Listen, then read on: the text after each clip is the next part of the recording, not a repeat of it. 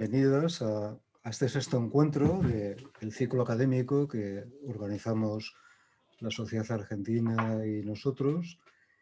Y bueno, pues hoy le toca a Gemma de la Torre comunicar su tesis doctoral en Noche Oscura del Alma, Enfermedad Mental y Sentido, un análisis junguiano de la obra de San Juan de la Cruz. ¿Vale?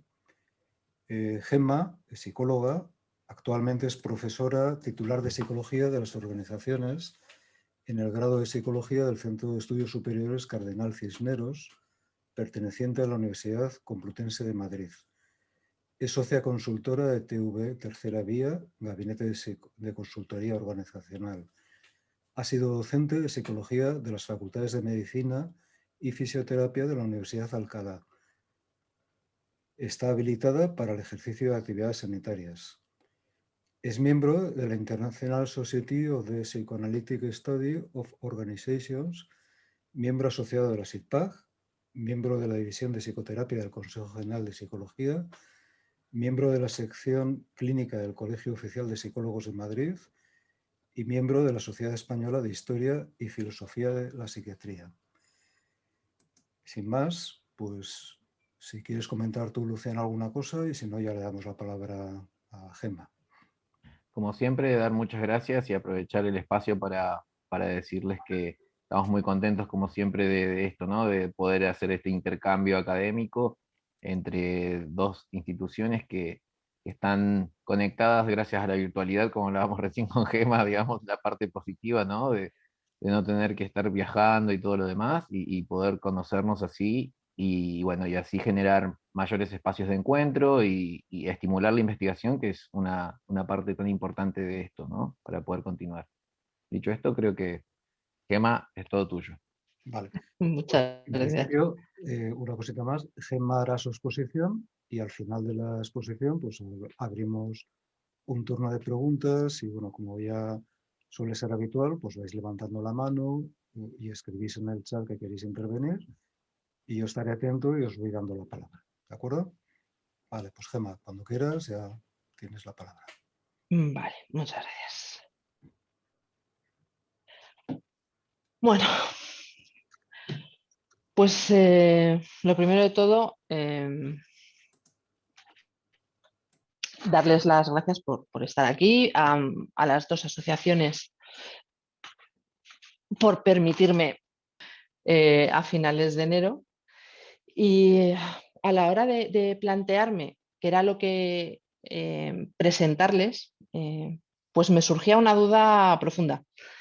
¿Cómo abordar esto? ¿Qué les cuento? ¿Todo el contenido de la tesis o el proceso de desarrollo de la tesis y metodológicamente cómo se ha desarrollado, cómo hemos abordado la investigación? En la defensa fue fácil porque como el tribunal se había leído el texto, pues no había mucho problema. Pero aquí la verdad es que me parecía casi un crimen darle una turra de 600 páginas de tesis. Entonces, creo que de las cosas más originales de la tesis es la metodología de investigación. Y por eso me he decidido a poner el punto de atención en esa metodología de investigación e ir incorporando partes de la experiencia del desarrollo de la tesis dentro de ese aspecto metodológico. Esa es la orientación que le he dado a la presentación. Otra de las cosas originales que tenía la tesis, que además veremos cuando veamos el capítulo, la parte final del aspecto metodológico de hermenéutica imaginal o de hermenéutica alquímica, es un capítulo final que se añadió a la tesis después de la elaboración de conclusiones y que se llama tal cual, adenda final, que es una de las cosas que curiosamente destacó el tribunal como de las más sorprendentes, que nunca lo habían apreciado en un tribunal, en una defensa de tesis, que nunca lo habían visto en el ámbito académico y que les había parecido como la guinda del pastel del viaje que se proponía en la tesis. Entonces, de las cosas que les voy a comentar, y por supuesto, si se quieren leer la tesis, estaré encantada de dejársela, compartirla con ustedes para que se la lean. Cuando escuchaba estos meses atrás las defensas de tesis, pues sobre todo la de Javier y la de Miquel, creo que todos los que hemos presentado tesis doctoral en la Universidad Española hemos tenido el mismo problema o los mismos problemas. El primero, ¿dónde presentarlas? Miquel comentaba que la había presentado en 2 facultades de psicología y en la facultad en la que al final hizo la defensa de su proyecto. Yo la presenté en la facultad de psicología, en la de filosofía y letras y en la de medicina. ¿Adivinan qué facultad la aceptó? La de psicología no, ya les doy una pista. Es evidente que en España, cuando presentas un trabajo de investigación o una tesis y se trabaja esa tesis desde un ámbito metodológico diferente al habitual en el campo de estudio, ocurren 2 cosas normalmente. La primera es vamos a dejarlo en plan suave, una cierta reticencia a tomarse en serio el trabajo. Si además de utilizar una metodología que no es la habitual en el campo, encima la orientas desde un punto de vista que académicamente no es aceptado, y creo que no es aceptado normalmente por no conocido, pues doblemente problema. En psicología, por lo menos en la Universidad Complutense, solo hay un paradigma, el cognitivo-conductual, y solo hay una metodología de investigación, la experimental, con sus 2 variantes, la experimental puramente dicha o la asociativa, encuestas, trabajo de caso o similar.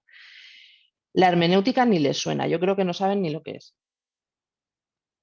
Y desde luego la psicología analítica, encuadrada para algún avanzado que sabe qué es, encuadrada dentro del terreno del psicoanálisis, es algo, en el mejor de los casos, pasado de moda, como un vestigio del pasado, y en el peor de los casos directamente nos llaman charlatanes.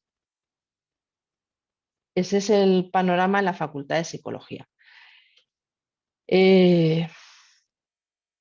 Obviamente, cuando uno se plantea presentar una tesis doctoral de esta naturaleza en la facultad, pues muy amablemente te dicen que muchas gracias, pero pues, que ya sí eso en otro momento. La segunda cosa que ocurre es que las tesis desarrolladas bajo este modelo son consideradas tesis de segunda. Y a mí me ha tocado vivir en primera persona una cosa curiosa. En el centro donde trabajo hay una larguísima tradición que hace que cuando un miembro del claustro presenta una tesis doctoral, pues la coordinación del centro escribe un correo electrónico a todo el mundo diciéndole, pues fulanito ha hecho una tesis doctoral, por fin la presenta, hace la defensa, va a ser tal día, en tal sitio, los que queráis ir, vais y tal. O sea, se le da una cierta publicidad. Después, cuando uno hace la defensa, sobre todo si ha tenido una buena nota, pues escribe otro correo electrónico felicitando al doctorando por los logros alcanzados y todos los compañeros te responden y te dan una palmadita a la espalda y luego te llama el director del centro y te da la enhorabuena. Pues tampoco ocurrió. Es sorprendente, pero no pasó nada de eso. Con lo cual, al final, el planteamiento que a uno le queda es que vamos hacia algo que se llama pensamiento único. Solo hay una forma básica y verdadera de afrontar la psicología, de enfrentarse a lo psíquico, y eso es lo que se enseña en la universidad. Y lo sorprendente es que cuando trabajas con alumnos y les enseñas otra parte de la película, en general tienen una muy buena aceptación de lo que les presentas, porque encuentran algo que es verdad, que es profundidad, que es algo que no es un protocolo estandarizado. Entonces, en ese sentido, ser profesora desde luego te da bastantes alegrías. Así es que en este estado de cosas ustedes se preguntarán, ¿y por qué narices te has metido en este berenjenal? Pues la respuesta es de lo más sencilla, porque no pude hacer otra cosa. Fui incapaz de hacer otra cosa. Y les voy a explicar por qué. Les decía que metodológicamente la tesis sigue una metodología hermenéutica. Mi formación es teórico-experimental. Yo me formé en psicología teórico-experimental. De hermenéutica no entendía una palabra. Y además las pocas veces que me había metido con algún texto me costaba mucho porque uno tiene la cabeza como muy cuadriculadita. Tienes en tu metodología tradicional cuantitativa, tienes tu paso 1, tu paso 2, tu paso 3, los manuales lo explican claramente, hay 5 tipos de diseños experimentales, puedes hacer este tipo de análisis con los datos, está todo como muy definido. Y sin embargo en la hermenéutica los pasos no están definidos, no encuentras manuales que te digan claramente, oye, tienes que hacer esto y luego se hace esto y luego se hace esto y luego se hace lo demás allá, por lo menos yo no los encontraba. Y aquello era como, esto es muy laxo para mí, esto, ¿por dónde lo cojo? Y en ese momento, hablando de las coincidencias que comentábamos al principio, cayó en mis manos un libro de un profesor de metodología en la época del Pacifica Institute, que es uno de los centros, yo creo que junto con la Universidad de Essex, los que mayor producción en investigación académica tienen en el ámbito en general del psicoanálisis y particularmente de la psicología analítica. Robert Romanissin, que acaba de escribir un libro que se llamaba El investigador herido y que desarrollaba una variante de metodología hermenéutica, que les cuento aquí, que a mí me resonaba profundamente, profundamente. Para empezar, él plantea que en la investigación imaginal alquímica o hermenéutica imaginal o hermenéutica alquímica, uno no elige la investigación le elige a uno. Y si yo analizaba mi proceso hasta aquel momento, esto era una verdad como una copa de un pino. Les decía antes que mi proceso de tesis han sido 12 años. Yo empecé a elaborar la tesis pues porque en el centro estábamos acometiendo las reformas que a las que nos obligaba Bolonia, y eso implicaba que había que tener un número determinado de profesores doctores. Entonces, en el centro en el que trabajo siempre se ha primado el que los profesores fueran profesionales en ejercicio en su campo, porque podían aportar tanto la teoría sobre la asignatura que impartían como la práctica de esa asignatura. Y eso implicaba dos cosas. Uno, que la mayor parte no éramos doctores, porque nos habíamos dedicado a la vida profesional, y en segundo lugar, que la media de edad era altita. Entonces el centro nos sugirió a los que éramos más jóvenes pues, la posibilidad de elaborar una tesis doctoral, y yo dije, pues sí, pues adelante, pues vamos a por ello. Para realizar la tesis doctoral te obligaban a hacer unos cursos de doctorado, unos máster. El primero que yo hice fue máster en creatividad aplicada, conjunto entre la Universidad Complutense y la Autónoma. Y en ese máster conocí un profesor que era Agustín de la Herrán, que daba clase en ese máster y en otro, y que era en calidad de la educación, en la Autónoma, y que estaba bastante abierto a trabajar con temas de corte analítico, que lo conocía y que estaba abierto. Entonces, bueno, pues me hice el máster en calidad de la educación e empecé a hacer una tesis doctoral sobre la docencia universitaria desde el punto de vista analítico. Creo que en los 4 años que estuve con él debí de escribir 10 páginas como mucho, tirando por lo alto. Además, el problema de elegir un director de tesis que tenga una personalidad muy parecida a la tuya es que yo entraba al despacho con una página de notas sobre los textos que me había leído y con ideas para desarrollar, y salía de allí con otras 25 ideas que además no tenían que ver con las 10 que yo había llevado. Entonces era imposible, no había manera de continuar aquello. En ese estado de cosas y tras 4 años de desesperación pura y dura, en casa me dijeron, vamos a ver, Gemma, es que te estás complicando muchísimo la vida. Haz una cosa, vamos a ver, pues menos complicada. ¿Qué es? ¿Docencia universitaria? Pues no sé, claves del éxito para el docente universitario. Algo sencillito, no complicado.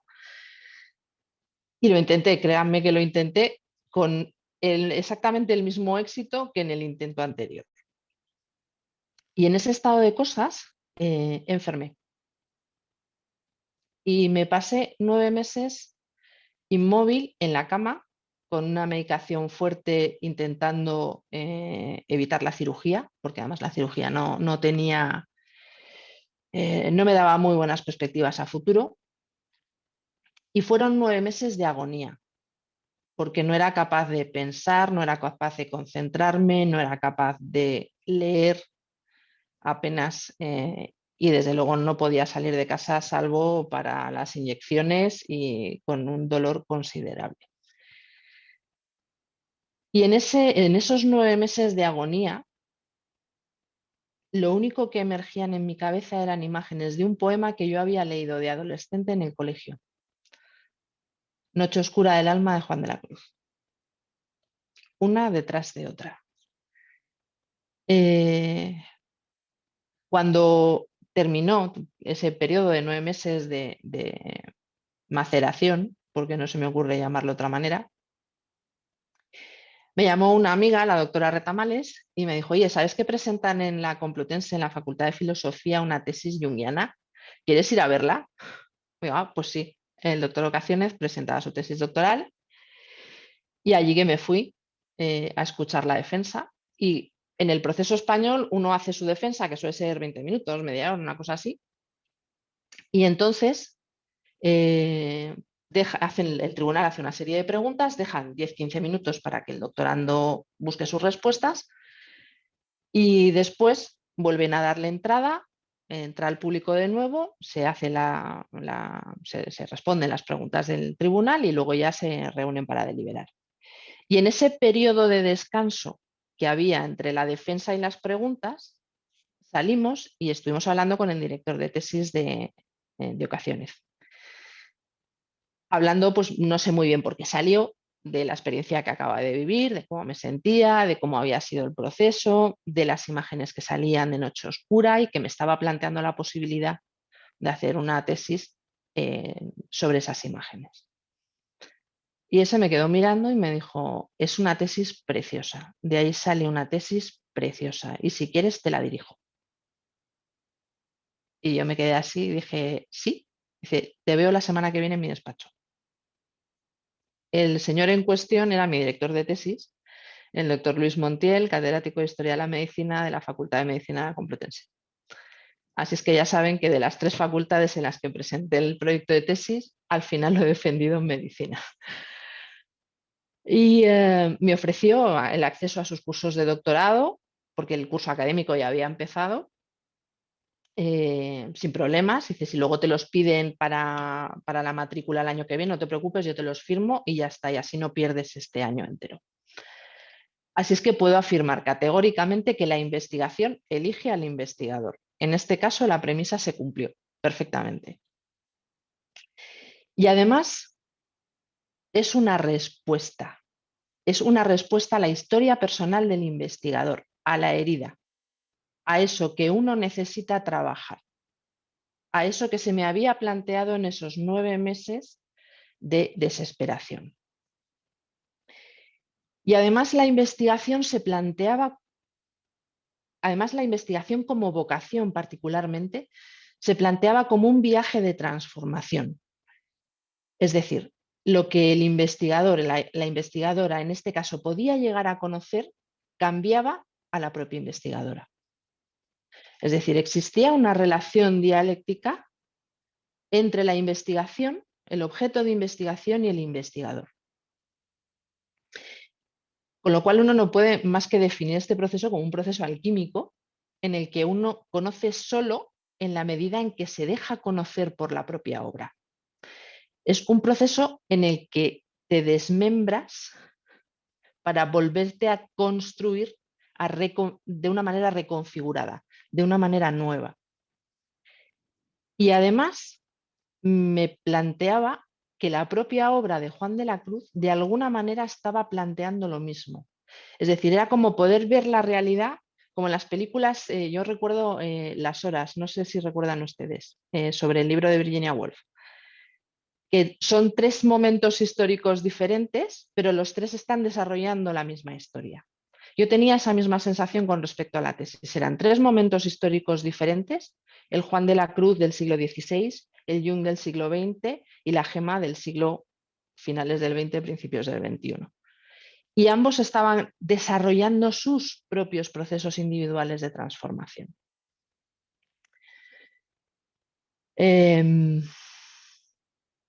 Así es que la investigación lo que estaba planteando era que el investigador herido, el que necesitaba ese trabajo, esa forma de transformación, tenía que bajar al abismo. Ese era mi proceso.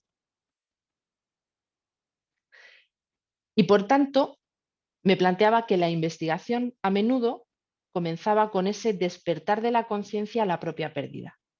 Y además era muy curioso porque a nivel personal empecé la investigación con la pérdida de mi madre y la he cerrado con la pérdida de mi padre en ese espacio.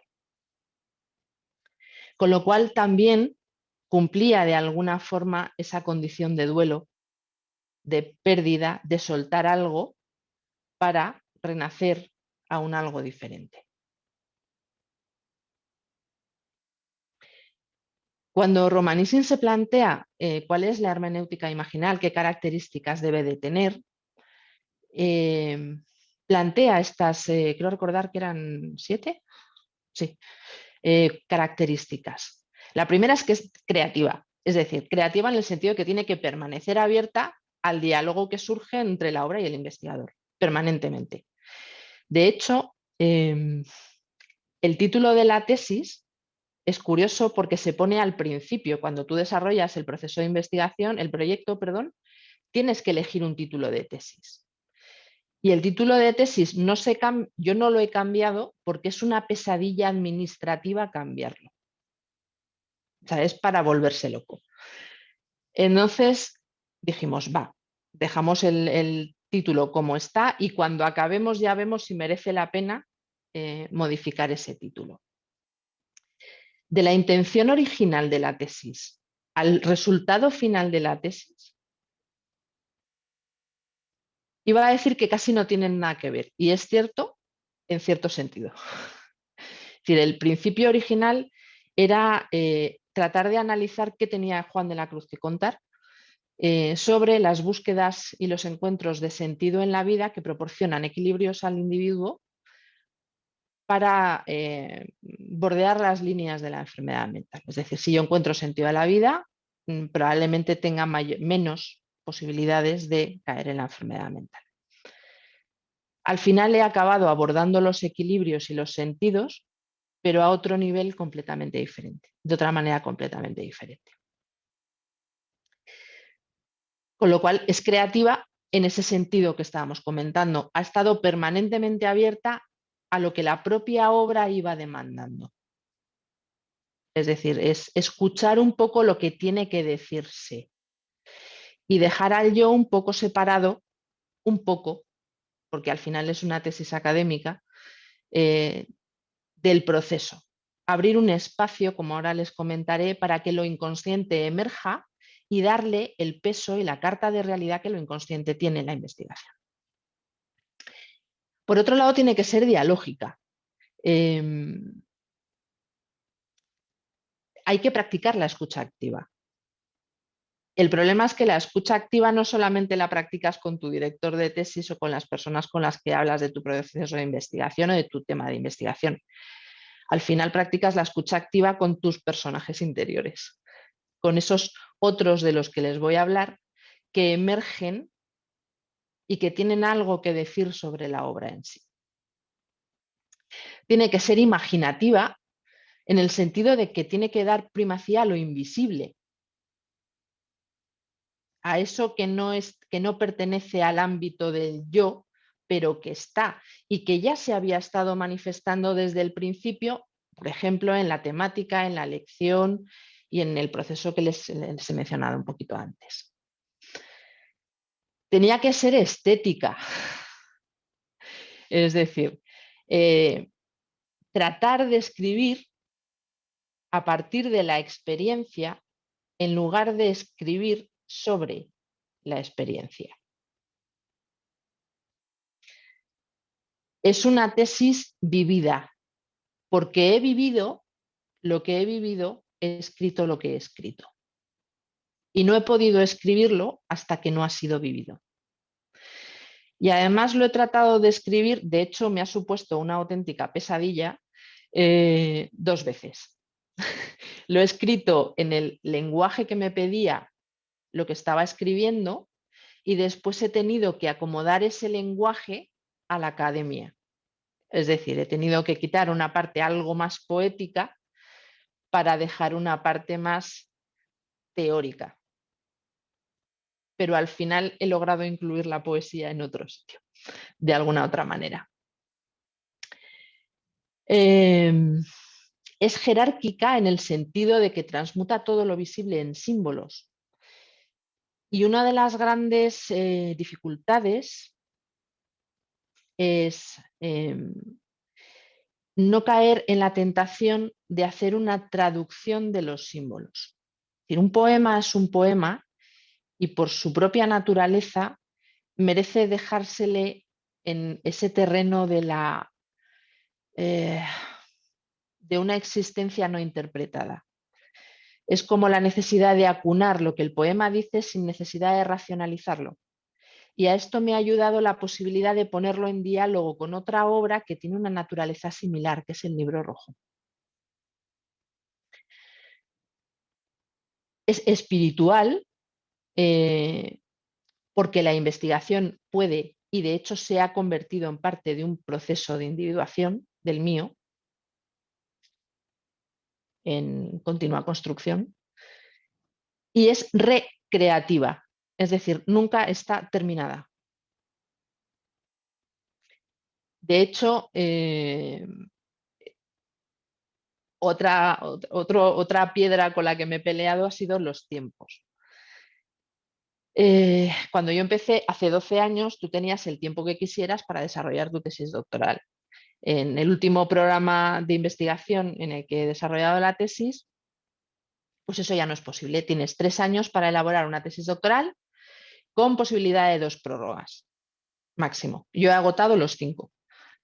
Los 3 ordinarios, las 2 prórrogas y los 15 días extras de COVID. Y si me hubieran dado un par de meses más, me habrían venido de lujo. Porque no estoy nada conforme con las conclusiones. Creo que me gustan 2 de las que he sacado. Y ahora que la he estado releyendo y demás, le daría otra vuelta. Y le daré otra vuelta. Porque creo que se merece otro nivel de conclusiones distinto. Pero bueno. Con lo cual, al final, esta investigación se convierte en algo así, en algo muy parecido a lo que es una meditación, una meditatio alquímica, ¿no? En la cual el practicante entabla un diálogo interior con alguien o algo o alguienes invisibles. Invisibles al ojo, pero que no tienen, que no son irreales. Y créanme que ha sido difícil encajar eso en la academia. Fases. Romanicin tiene el detalle de plantearnos algo parecido a unas fases. Digo parecido porque a nivel didáctico están muy separadas, pero en la práctica están muy mezcladas. Pero por lo menos tenías unas ciertas directrices de qué cosas tenías que tener en consideración. Y aquí he de reconocer que tengo que darle las gracias enormemente a mi analista por haber apoyado determinadas situaciones que les voy a ir contando, que de otra manera me hubieran supuesto todavía más lucha de la que al final ha ocurrido. Todo este proceso empieza con un dejarse llevar, o tiene que empezar por un dejarse llevar y soltar el objeto de investigación, que es justo lo contrario a lo que te dicen cuando empiezas una tesis doctoral. No, tú tienes que tener un objetivo general, unos objetivos específicos, has desarrollado tu metodología, te has hecho una búsqueda bibliográfica exhaustiva de todo lo que...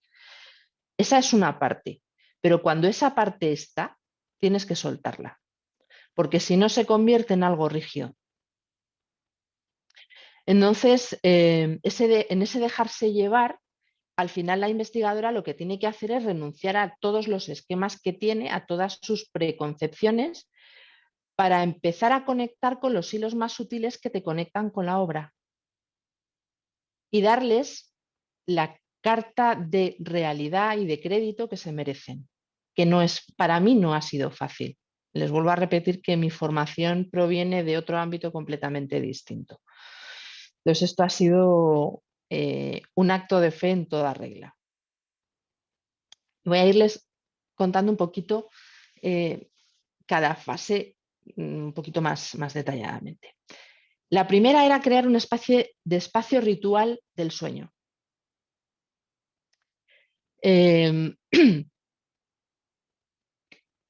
Empecé la tesis con un sueño arquetípico y he terminado la tesis con un sueño arquetípico.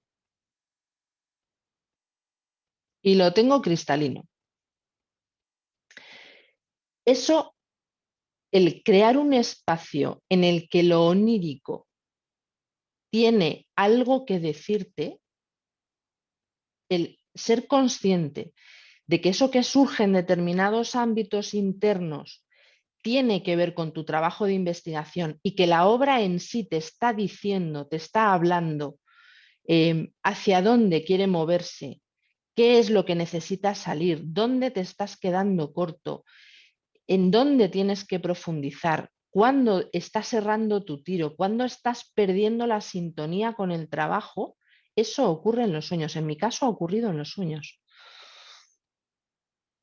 Y además en estos momentos oníricos, que no solamente son los del sueño, también son esos pasajes que yo creo que a todos los que leemos nos pasa con cierta frecuencia, esos momentos en los que tú estás leyendo y cuando de repente vuelves otra vez a la realidad, llevas leyendo 25 minutos el mismo párrafo.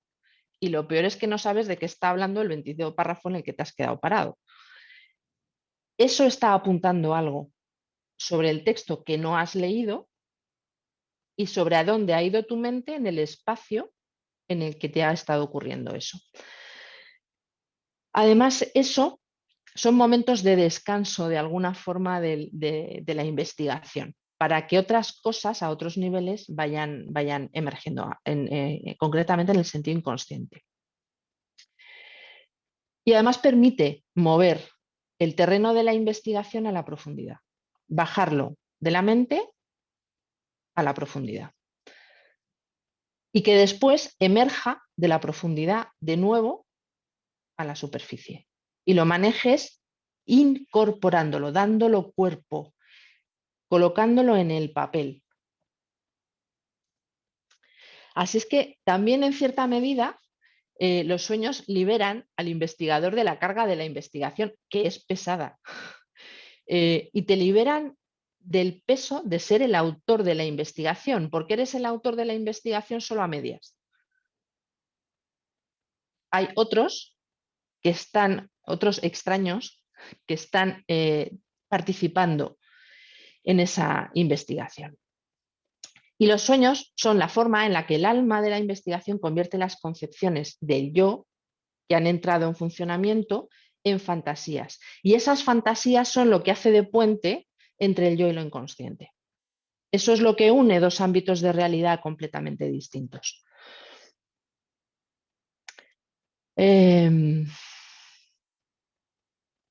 También es curioso porque las ensoñaciones acontecen en otros momentos de la tesis. Ocurren o bien cuando uno está a punto de verse absolutamente desbordado por el proceso de investigación, es decir, hay tanto contenido, tanto volumen que dices, ya, es que no sé por dónde tirar por aquí. Y entonces de repente ocurren este tipo de sueños que te están diciendo, ostras, para, esto no, por aquí corta. Y en mi caso he de reconocer que los ha habido muy sutiles, pero ha habido algunos que han sido muy preclaros. Creo que no había soñado tanto en mi vida con construcciones de casas como durante la tesis. He hecho desde el solado de suelos, alicatado de paredes, construcción de la carpintería interior y todo ha tenido su momento dentro de la investigación. Y también ocurre cuando uno está estancado. Y cuando uno está, cuando está a punto de desbordarte, el sueño lo que hace es calmar la investigación y cuando estás estancado, lo onírico lo que hace es alterarla, moverla lo suficiente como para ponerla de nuevo en movimiento. Esto no significa, todo esto que les estoy contando no significa en absoluto que la reflexión, el análisis, la lectura, la investigación académica esté suplantada por esto que estamos diciendo, sino que se le añade una pata que equilibra el proceso de investigación. Una pata que normalmente no tenemos en consideración. Normalmente cuando uno aborda la investigación, lo primero que te dicen es que tienes que quitar la subjetividad en medio. Uno tiene que separarse, convertirse en un ente objetivo que no tiene participación en el proceso investigativo. En mi caso esto no ha sido así, no ha podido ser así. La segunda fase es establecer diálogos transferenciales. Es interactuar con la investigación de una forma muchísimo más directa y muchísimo más sistemática. Y lo primero es preparar un poco el escenario. Uno primero tiene que crear un estado de ánimo personal que sobre todo al principio es difícil. Porque uno está, yo por lo menos estaba en la posición del trabajo duro. Me refiero, te levantas a las 6 de la mañana, te recoges la casa, te haces el desayuno, te sientas a las 8, estás delante del ordenador hasta las 2 de la tarde, a las 2 de la tarde paras, haces un poco de comida, comes, descansas un ratito, te pones a las 5:30 y hasta las 9. Y si no se te ocurre nada, pues al día siguiente vuelves al mismo sitio a hacer las mismas cosas. Y si no se te ocurre nada, al día siguiente exactamente lo mismo. Y con esta tesis he descubierto que esta dinámica de trabajo obligado no funciona. A mí no me ha funcionado. Solamente cuando he aceptado la dinámica de funcionamiento particular del tema y ha sido, y lo he vivido como una rendición mía personal al tema, la cosa ha empezado a funcionar. Y ha funcionado como ha funcionado. Hay textos y trabajos que son diurnos y que los podía realizar por la mañana, y hay textos y trabajos que eran nocturnos y solo los podía hacer por la noche. Y por la noche les digo estar durmiendo en la cama a las 2:30, despertarte con un sueño. Ese sueño era preclaro para abordar una temática. Recuerdo el primero que pensé, genial, esto es clarísimo, mañana por la mañana lo redacto. A la mañana siguiente me levanté, me puse delante del ordenador a redactarlo, no me acordaba de nada. Cuando a la siguiente noche volví a soñar lo mismo, me levanté, eran las 2:30 de la mañana, me levanté, me senté delante del ordenador y me puse a escribir hasta las 6. Y esa ha sido la dinámica de tesis. Con lo cual es un estado de ánimo de apertura, de permitir que esas cosas ocurran, permitir que su naturaleza se manifieste cuando se tenga que manifestar y adaptarte más a la obra que intentar adaptar la obra a ti. Tiene vida propia.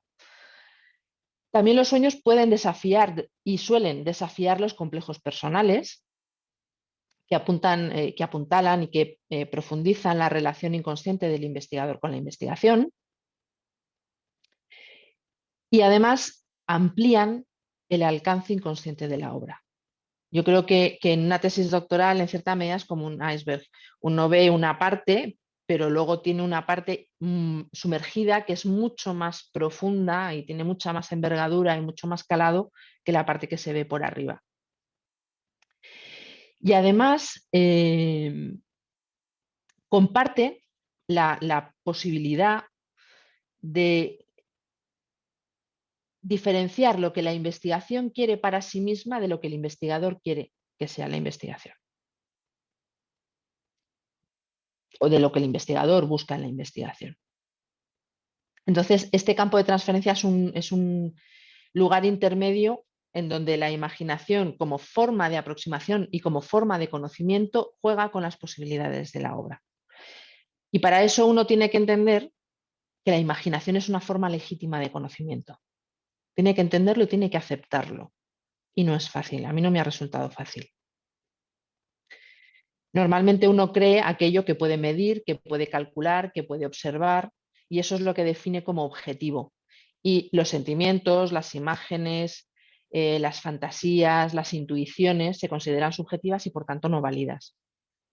Entonces, aprender que eso era no solamente válido, sino que estaba en el núcleo del proceso de investigación, era una píldora complicada de trabajar. Más cosas. La actitud de capacidad negativa. Fundamental es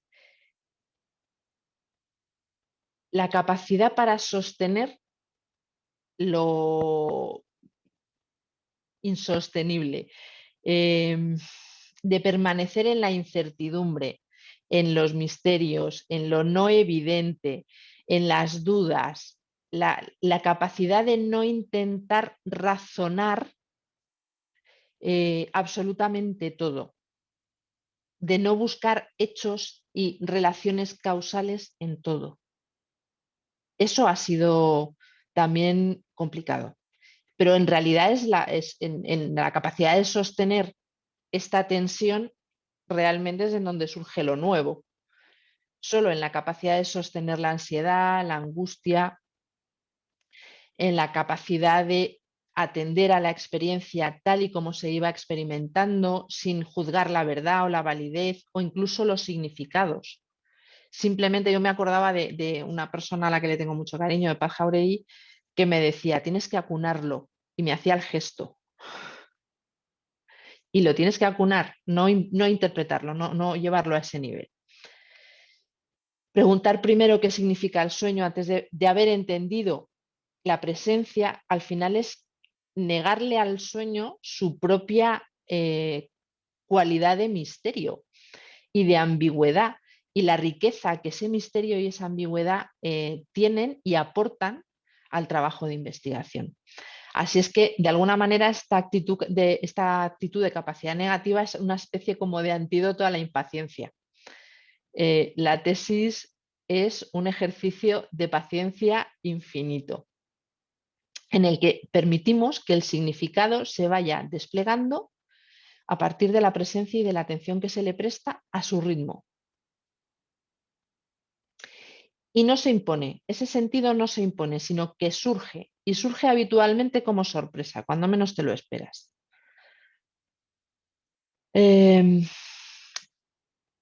La tercera es los gestos de hospitalidad. Ya les he hablado de los otros. De esos personajes, yo esta tesis la he trabajado fundamentalmente con animales. Porque venían a mí, o sea, no he hecho ningún esfuerzo consciente con ellos, pero empecé la tesis con una ballena blanca, la he terminado con una serpiente blanca y entre medios he trabajado con un lobo, con un ciervo. Y, ay Dios, se me acaba de olvidar el otro, me va a matar. Ciervo, el lobo, la pantera. Y además, hay una voz crítica, que es uno de los elementos con los que uno tiene que trabajar habitualmente, que te dice, primero, estás como una cabra, y luego, estos son diálogos internos de ti contigo misma. Para evitar ese aspecto crítico mío, lo que hice fue literalmente, la serpiente no me la regaló una amiga, una escultura de una serpiente en cobre preciosa, pero el resto me compré los muñequitos, estas figuritas de animales que venden en las tiendas que son súper realistas. Entonces, cuando uno de esos animales emergía en el proceso de investigación, yo lo llevaba siempre en el bolsillo e iba hablando con él. De hecho, cuando estaba en casa sola, porque si lo hubiera hecho en otro ámbito probablemente estaría internada en Cienpozuelos, iba estableciendo diálogos en voz alta con el propio animal y escuchando las respuestas que el propio animal me iba dando. Y escuchar eso con un estilo hospitalario, es decir, dando la bienvenida a esos otros que estaban emergiendo en el trabajo y que me estaban contando cosas sobre la obra, sin hacer juicios y sin hacer evaluaciones críticas. Y entonces ellos acababan contando quiénes eran, de dónde venían y qué necesitaban. Era una especie, luego cuando leí el libro rojo decía, pues esto debe ser como lo de los diálogos con los muertos de Jung en los 7 sermones admotuos, o algo parecido, salvando las distancias. Después había que jugar con el salvar la incredulidad. Es una suspensión voluntaria de la incredulidad que tiene su aquel. En 2 sentidos. Primero, estando dispuesto a ser más testigo que crítico. Un testigo de lo que ocurre más que un crítico de lo que está ocurriendo. Eso te otorga la cualidad de estar abierto a ser abordado. Y por otro lado, la voluntad de suspender esta incredulidad es la voluntad consciente de suspender las categorías y los prejuicios de la conciencia del yo. Es un ejercicio consciente, porque eso trabaja en contra del proceso. Entonces al final ha sido en algunos momentos, sobre todo al principio, intentar pillarte cuando estabas entrando en esa dinámica de incredulidad, porque llega momentos en el que se hace muy sutil. Y entonces te dejas abordar por esos otros que llevan aquello que está inacabado en el tema objeto de tu investigación. Es decir, lo que la profundidad necesita que sea dicho. Y que además cuando yo trabajaba con Juan y con Jung, y además a Juan le quité el san, por cierto, porque me interesaba el hombre, no el santo, y eso ha sido complejo, a Juan de la Cruz le pasaba lo mismo. Hay un momento en el que Jung dice que hay obras, particularmente obras poéticas, que se imponen a su autor, que emergen de lo inconsciente colectivo. Cuando analizabas el proceso de producción de la obra poética de Juan de la Cruz, esta afirmación, sobre todo en Noche Oscura, se hace muy evidente, porque Noche Oscura es, creo, de los grandes poemas de Juan de la Cruz, creo que es el único que no tiene redacción B, tiene una única redacción. Y además de tener una única redacción, es un poema que surge después de una experiencia de cárcel. Está 9 meses encerrado en el convento del Carmen en Toledo, ya desaparecido, que era una fortificación prácticamente, colgada al borde del río Tajo, y él estaba metido en una celda de 3 metros por 2, no llegaba a 2 metros de alto, unos 60 y tantos de alto, unos 70 y tantos de alto, que habían sido las letrinas del convento, sin luz natural, prácticamente mal alimentado con agua y pan, salvo los viernes, que creo que recordar que le daban algo de pescado. No veía a nadie, no hablaba con nadie, no tenía objetos de escritura ni de lectura. Y en ese ámbito, en ese espacio físico, se encuentra 9 meses. Y a los 9 meses escapa. Y cuando escapa, escapa al convento de las Carmelitas de Toledo, y lo que hace es dictar, creo recordar que es llama, no estoy segura, de tacada. Lo tenía en la cabeza y se lo dicta a las monjas allí. Y en el siguiente año redacta toda la obra poética. Juan de la Cruz no había escrito nada antes de la experiencia de cárcel de Toledo, salvo en ese momento. Y Noche Oscura, les digo, no tiene modificaciones, no tiene redacción B. De hecho, no se conservan manuscritos, solamente se conservan copias con notas manuscritas de él en los márgenes de algún error o de alguna modificación que quiera imponer. Y la mayor parte de los autores están absolutamente, de los filólogos que lo han estudiado, están bastante de acuerdo en la idea de que es un texto que surge prácticamente elaborado después de la experiencia de cárcel, sin un trabajo muy consciente después de encaje en métricas y demás. Entonces, luego también apoya esta idea el hecho de que las 2 obras narrativas que escribe para apoyar, porque las monjas le escriben y le dicen, mira, Juan, te ha quedado muy bonito el poema, no entendemos nada. ¿Te puedes explayar explicando un poquito qué quieres decir con esto?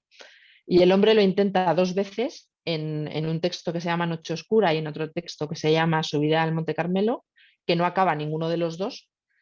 Se queda, creo recordar, que las 2 primeras estrofas. Con lo cual, imagínese la potencia simbólica que tiene aquello que ha escrito, que ni siquiera el propio autor es capaz de condensar de manera racional. Entonces, bueno, a Juan le pasa esto de que su propia emergencia inconsciente necesita ser dicha de una determinada manera sin mucho control consciente por parte de Juan de la Cruz, y a Jung en el Libro Rojo le pasa exactamente lo mismo, por lo menos en los diarios negros, que es una pena que hayan publicado justo después de que yo haya terminado la tesis, porque habría vendido mi alma al diablo por tenerlos antes. Habría sido estupendo. En una segunda fase, lo que hay que hacer es invitar a esos personajes que ya han ido apareciendo, y sobreponerse, es un poco lo que les contaba antes de los animales, es sobreponerse a la sensación de que realizar esa práctica es un monólogo interior. Si uno habla en voz alta con ellos, eso se convierte en algo real. Y para mí lo ha sido. Otra cosa que me ha servido han sido los dibujos. Y en esto, Mercedes, te tengo que agradecer personalmente tus consejos sobre la tinta. No sabes lo que la he usado y lo bien que me ha venido para dar carta de salida, sobre todo a emociones que de otra manera no era capaz de manejar ni de condensar. Y uno invita fundamentalmente en 4 niveles. Invita a un nivel personal, invita a un nivel cultural histórico, invita a un nivel colectivo arquetípico e invita, entre comillas, a un nivel ecocosmológico. Yo reconozco que no tuve valor para meter el nivel ecocosmológico en la tesis.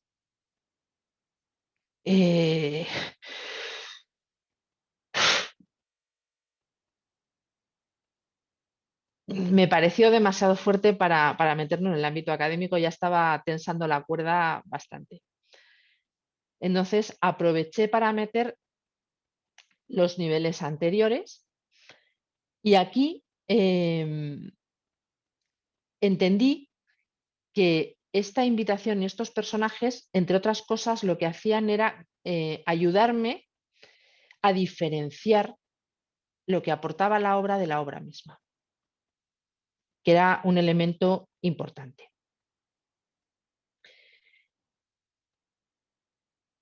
Al final, al investigador o a la investigadora en este caso se le pedía que permaneciera con la obra al mismo tiempo que ésta estaba desafiando continuamente mis relaciones con ella. Me estaba llevando cada vez a límites que estaban más alejados de mi zona de confort y a niveles de profundidad que cada vez estaban más alejados de mi zona de confort. Y de alguna manera me estaba obligando a afrontar determinados complejos personales. Con lo cual, al final, este enfoque lo que hace es respetar profundamente la autonomía de la obra. Hay algo que tiene que ser dicho. Hay algo sobre este tema que tiene que ser contado. Y va a buscar el canal que necesite, que le dé cancha, que le abra, que le invite para contarlo. También es cierto que cuando he hecho invitaciones a nivel personal, a veces han respondido a nivel arquetípico. Esas cosas pasan. Yo le preguntaba a mi madre y aparecía la ancianita sabia. Pues no la voy a decir, oye, mira, márchate, que es que acabo de llamar a mi madre. Con lo cual, bueno, ahí también hemos tenido que hacer un ejercicio de cintura interesante. Y después llegamos al tercer e incomodísimo paso, esperar. Yo recuerdo un momento, justo cuando abordaba los 2 últimos capítulos de la tesis, que me bloqueé del todo, o sea, era incapaz de escribir una línea. Y un día, trabajando con mi analista, me dijo, ¿Y a ti qué te pide el cuerpo, Gemma? Dijo, ¿a mí qué me pide el cuerpo? Trabajar con la madera. Yo cuando me estreso, me voy a mi casa del pueblo, me saco un mueble y me dedico a restaurarlo. Me pego 8.000 horas de lija, luego empiezo a pensar cómo lo pinto, cómo no lo pinto, qué le cambio, qué no le pongo, y con eso me voy centrando. Y ella me dijo, pues vete, cógete un mueble que tenga mucha lija que hacer y ponte delante. Y yo le dije, vamos a ver, que me quedan, yo no sé cuánto tiempo quedaba, pero fue el último verano. Pues me quedan 3 o 4 meses para acabar la tesis, me quedan 2 capítulos por escribir. No me digas que me ponga a lijar muebles. Vamos a ver, Gemma, si esto ya tienes experiencia para saber que va a hacer lo que quiera, independientemente de lo que tú quieras hacer con ello. Que no has aprendido todavía la historia. Va a su ritmo y va a salir cuando tenga que salir, ni un segundo antes. ¿Qué te pide el cuerpo? ¿Lijar? Lija. Y me fui, antes de tener la casa mía del pueblo, gracias a Dios tenía a mi suegra que me dejó las llaves de su casa y se lo agradeceré infinito. Me cogí una mesa que tenía horas de lija para aburrir y allí que me puse a lijar. Y venga a lijar, y venga a lijar, y pasaban los días y yo decía, verás, verás, verás, verás. Y llegó un momento en que me volví a rendir, literalmente. Que si es que no puedo hacer otra cosa, si me siento y no escribo, ¿para qué me voy a estar torturando? Bueno, pues ya saldrá lo que tenga que salir, y si no sale, hasta aquí hemos llegado, yo he hecho lo que he podido. Y en el momento en el que me rendí, empecé otra vez a soñar. Y en el momento que empecé a soñar, empecé a escribir. Y los 2 últimos capítulos salieron prácticamente en un mes escaso. Es un ejercicio de paciencia, de espera, siendo consciente de que las críticas internas que surgen tienen una razón de ser, poniendo conciencia a esas críticas, analizando hacia dónde apuntan, pero intentando no contraatacar de manera defensiva. Bueno, es lo que hay, es lo que necesito, me siento como me siento, tengo angustia, pues tengo angustia, a sostenerlo.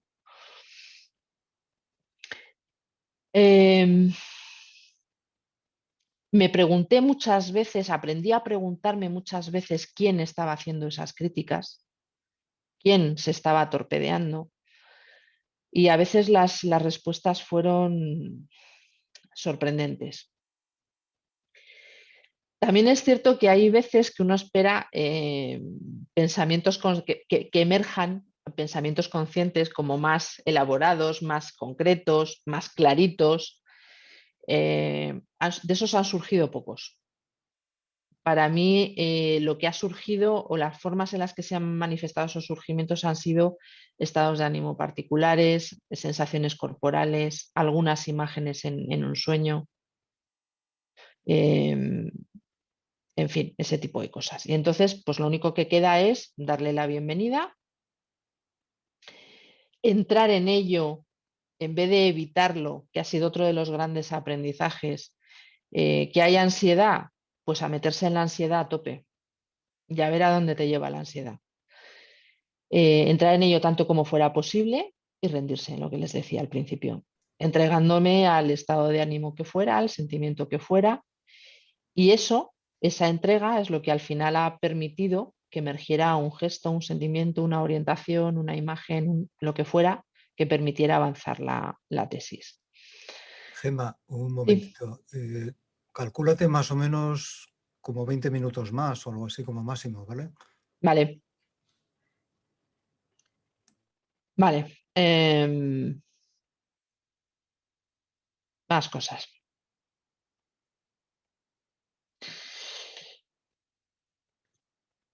El cuarto paso era involucrar a los otros en el trabajo. Ya hemos hablado de que uno establece una cierta relación con esos otros de la obra, y en este primer momento, porque este tipo de relación se parece bastante a la imaginación activa, por no decir que es imaginación activa, hay una primera fase, un primer momento de recepción, en el que uno intenta contrarrestar la tendencia al autoengaño y ayuda a evitar que los contenidos se deslicen de nuevo al inconsciente. Cuando tú te haces presente y haces presente eso, lo concretas, evitas que desaparezca.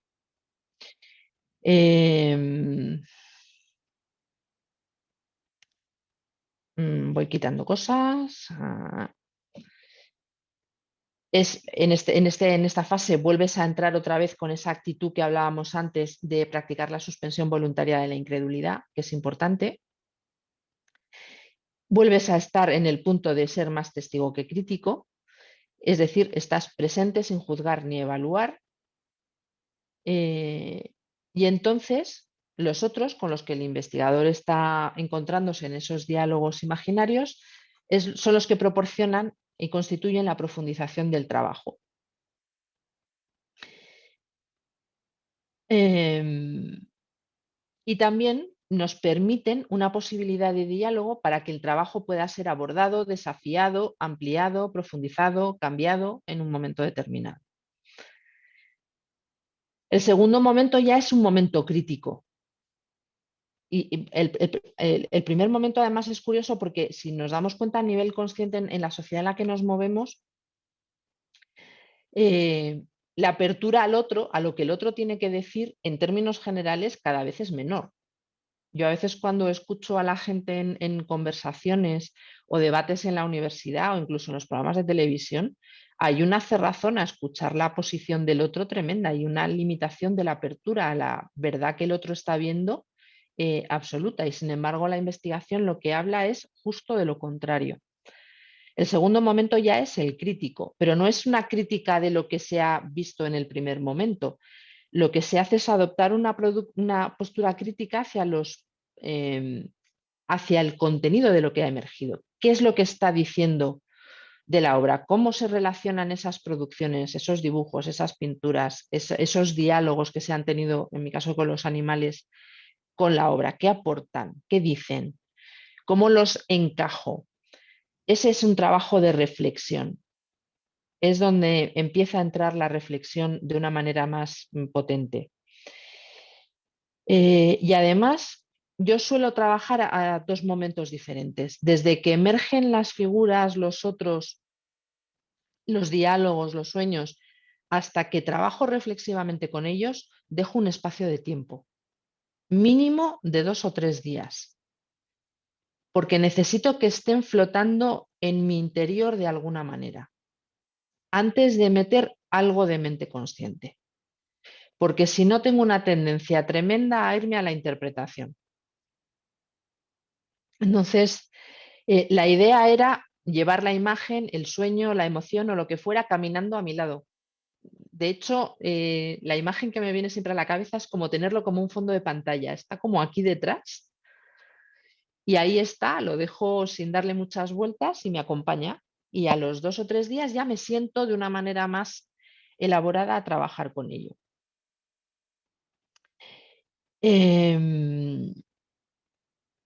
Esto lo que permite es que esos trabajos, esas imágenes, se relacionen con el contenido de la investigación de una manera más directa, sin una intervención por parte del yo demasiado directa.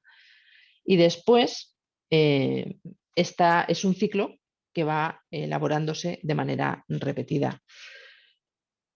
Es decir, no es un momento solo en el que esto ocurre un ciclo supone el inicio del siguiente y el inicio del siguiente y el inicio del siguiente. Luego, la formulación creativa implica que al principio el sujeto tiende a centrarse a veces, cuando uno analiza, en el aspecto más estético de las cosas, en la parte más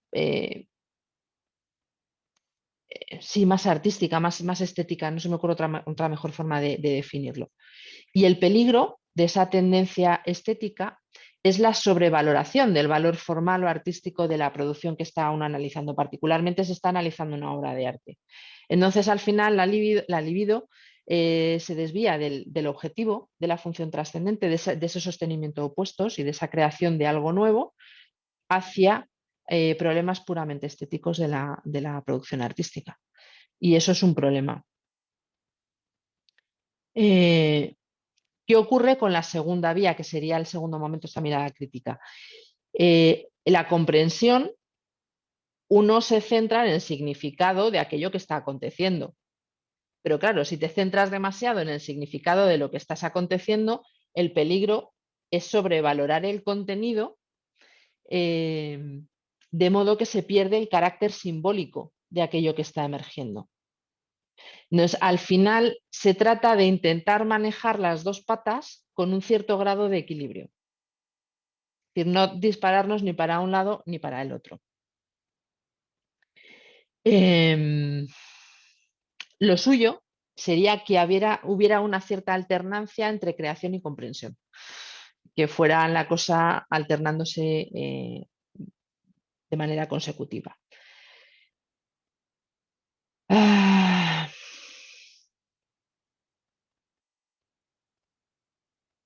Y una cosa importante, porque llevamos ya un buen tiempo hablando de esto, es que estas producciones con las que te vas manejando, estas materializaciones que tú has ido realizando, no son los datos de la investigación. Ojo, la investigación sigue siendo la que es.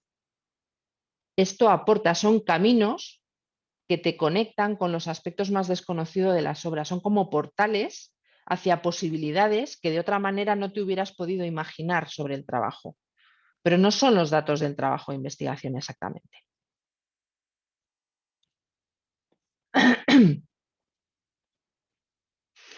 Y el último paso es la ampliación académica.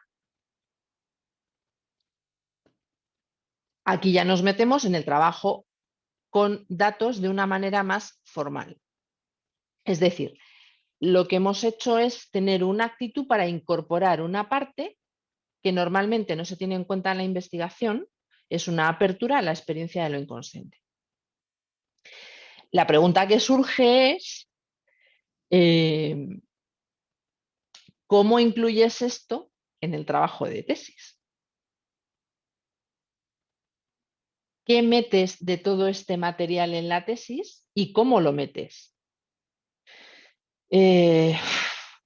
Yo obviamente en el trabajo redactado no he metido a mis animales. He metido los sueños, que es algo con lo que la gente todavía puede tener una cierta relación sin que se le pongan los pelos como escarpias, pero de mis animales no he hablado. Y lo que hice fue añadir esa adenda en la que cambié el tono de la tesis. Toda la tesis está escrita en primera persona del plural, que es como normalmente se despersonaliza un poco la escritura del trabajo.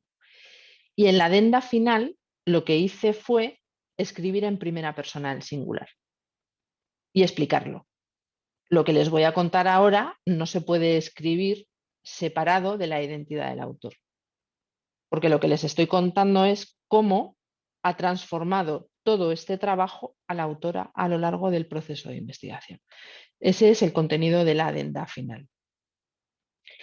El límite, pues conocer un poco dónde estás, conocer el ámbito académico e intentar encontrar formas que no sean excesivamente exageradas, ni excesivamente complejas, ni excesivamente extrañas para la mente investigadora de nuestro país, que es una cosa harto complicada.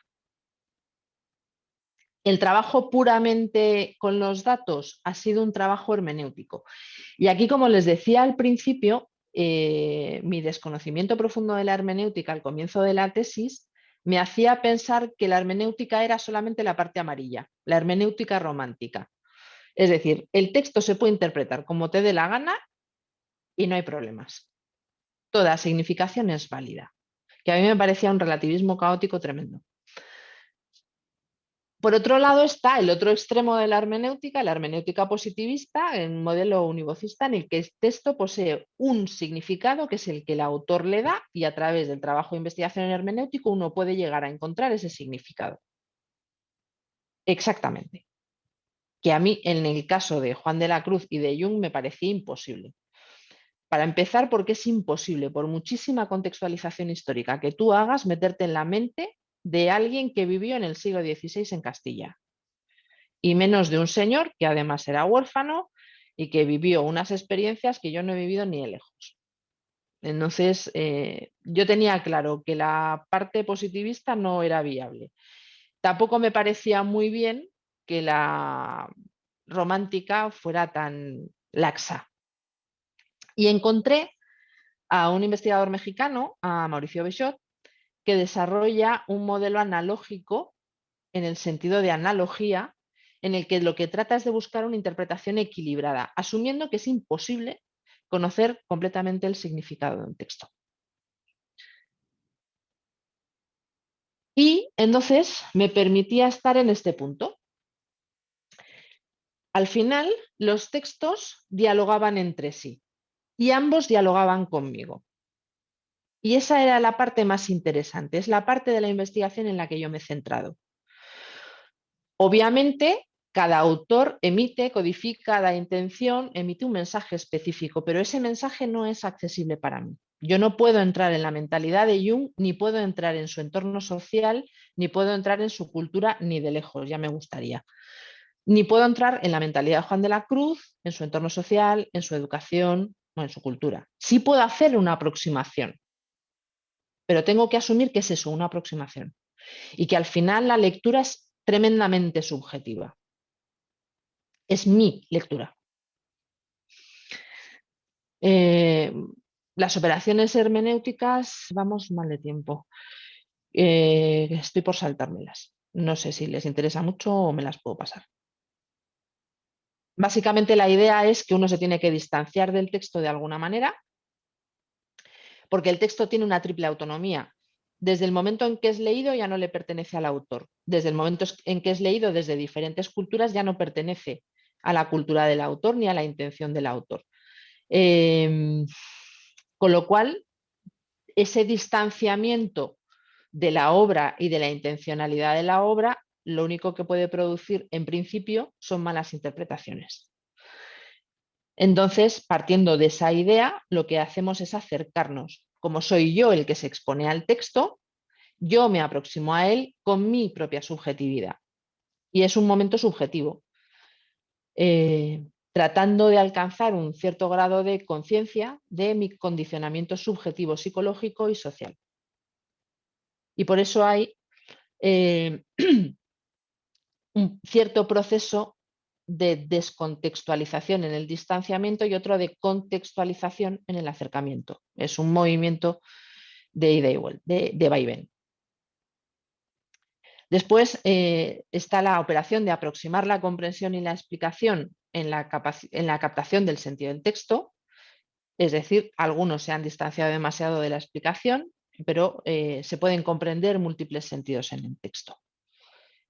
Obviamente, un poema tiene múltiples significaciones, las va a tener siempre por su propia naturaleza, con lo cual para mí era bastante básico. Y luego, por último, buscar la apertura del texto hacia el mundo en el que señala. Es cierto, me estoy acordando de que sobre Juan de la Cruz hay una lectura del poema que yo no sé, no me acuerdo del autor, creo que es Fernando Urbina, pero no me hagan mucho caso, que directamente hace una interpretación en el sentido de que Juan de la Cruz tenía un amante y en realidad el verso era un canto de amor a la amante real que el autor había tenido. Es decir, te has ido tantísimo de hacia dónde apunta la obra que has perdido la ampliación simbólica que le puedes dar. O sea, te has ido de madre, mucho. Entonces, bueno, a eso se refiere. Como fase, como pasos, él plantea que hay un momento subjetivo de lectura y de realizar unos ciertos supuestos a priorísticos sobre el texto, después un momento objetivo en el que describes más en concreto, analizas, sintetizas y contextualizas y van a ver cómo al final esta estructura se ve reflejada en la estructura que da en capítulos a la tesis doctoral y solo en el último momento interpretas tratando de comprender lo que aquello que estás leyendo te está aportando a ti.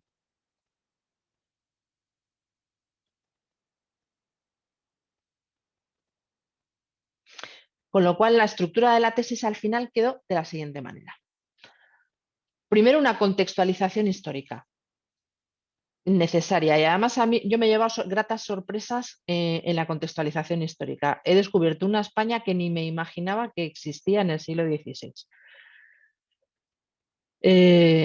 Por ejemplo, en Medina del Campo, en la época de Juan de la Cruz como niño pequeño, los terratenientes de la ciudad les pagaban la educación a los niños huérfanos, a los pobres de solemnidad, que se llamaban así, precisamente para evitar que se convirtieran en maleantes en las calles. Y dices, joder, pues mal pensado no estaba.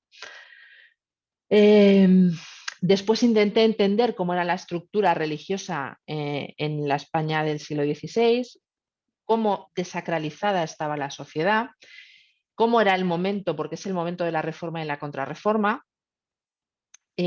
cómo habían sido las experiencias en cuanto a aspectos biográficos significativas de Juan de la Cruz, porque el problema de Juan de la Cruz es que tiene hagiografías a expuertas. Las han escrito todas carmelitas. Entonces, la única fuente que se ha utilizado casi en exclusiva para escribir las biografías han sido los procesos de beatificación.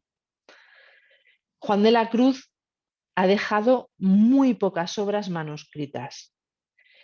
Para que se hagan una idea, Teresa de Jesús debe de tener del orden de 400 y pico cartas, que es una de las fuentes que se utilizan para elaborar las biografías, y Juan de la Cruz se conservan entre fragmentos y cartas 31. Las que no se comió, literalmente, las quemó. Y le pidió a todos sus amigos y conocidos que se las comieran o se las quemaran, o las destruyeran en general. Porque el nivel de persecución al que estaba siendo sometido, y no me extraña por lo que decía, era importante. Con lo cual, fuentes primarias biográficas hay muy pocas. Algunas cartas de Teresa de Jesús, algunos escritos de algunas de las monjas de las que fue director de espiritual, pero muy poquito más. Entonces, claro, descubrir al hombre entre tanta beatificación era complicado. Pero bueno, encontramos que no era el pobrecillo fraile indocumentado que nos habían vendido, o por lo menos que a mí me habían vendido de pequeñas. Era un hombre que estudió en la Universidad de Salamanca, en los mejores momentos de la Universidad de Salamanca, con Fray Luis de León y todas las luchas de la Universidad de Salamanca del momento, que había estudiado con los jesuitas, que era bachiller en artes, el equivalente a nuestra filosofía y letras actual, que probablemente estudió teología también en Salamanca. Solamente se conservan matrículas del primer año, pero parece ser que sí. Fue director espiritual en la Encarnación cuando Teresa de Jesús era directora, 150 monjas. Imagínese ser director espiritual de 150 mujeres. La relación que tenía este hombre con lo femenino era especial, pero muy especial. Y por último, su experiencia de cárcel. Y aquí dejé los aspectos biográficos porque pensé, bueno, Jung, jope, biografía sobre Jung, otra cosa no habrá, pero biografías expuertas. Hasta que descubrí que Jung era otro escondido. Escondido por voluntad propia, se había creado una imagen pública que se había encargado de fomentar y que luego su guardia de corps particular había mantenido.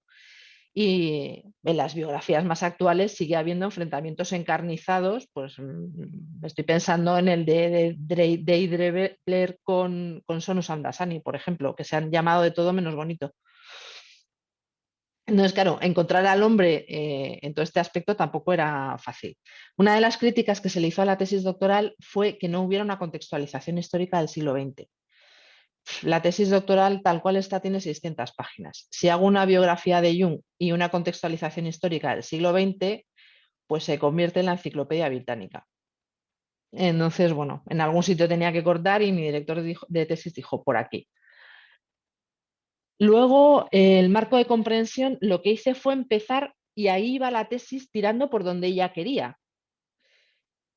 ¿Cuáles habían sido las crisis vitales que habían marcado a Juan de la Cruz, pero las que habían marcado a Jung también? Porque al final hay unas crisis vitales que son comunes.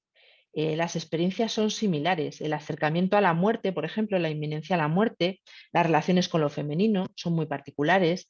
La sensación de sentirse perseguido es muy potente también en los dos. La sensación de soledad, de incomprensión absoluta por parte del entorno en el que se encuentran. El pertenecer a una tradición mística, y eso yo ahí tenía problemas porque claro, cuando lees la correspondencia de Jung, Jung dice por activa y por pasiva que él no es un místico, que es un científico.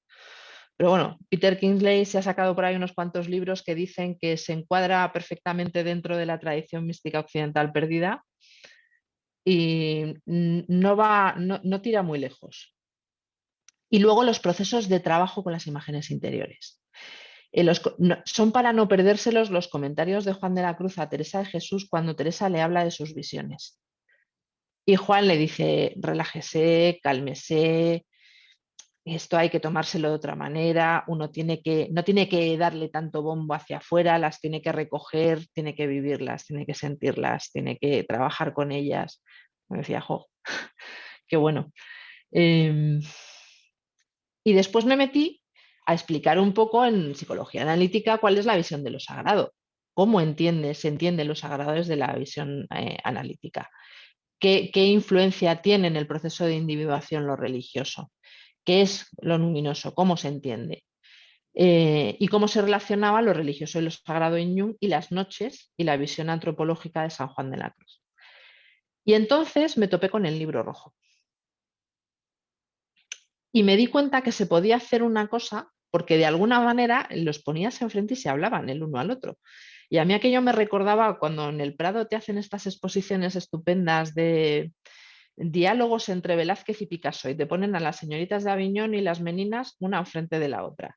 Y el caso es que se hablan, o por lo menos a mí me parece que se hablan. Y yo tenía la misma sensación con el libro rojo y el poema de Noche Oscura. Entonces empecé a las cosas que me surgían de Noche Oscura, ver qué paralelismos podían tener en el libro rojo.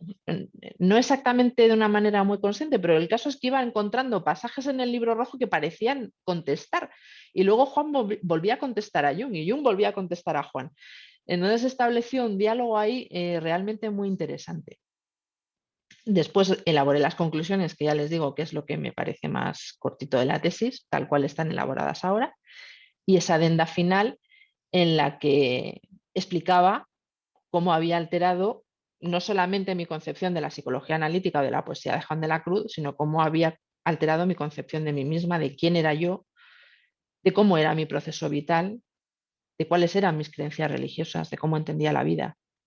Es decir, es como si te cogen la mano, como cuando limpian a los calamares, ¿no? Los meten por dentro, los dan la vuelta y pues algo parecido. Y en el único punto en el que me permití hacer una descripción un poquito más simbólica fue un eje que me pareció espectacular, que era el eje escala-cuello-cedro. La equiparación entre la escala, el cuello y el árbol, como verticalidad y espacio de conexión entre un espacio superior, de una conciencia superior y un espacio inferior.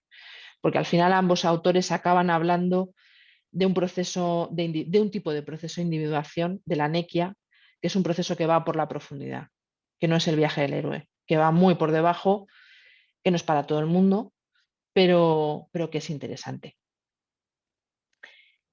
Y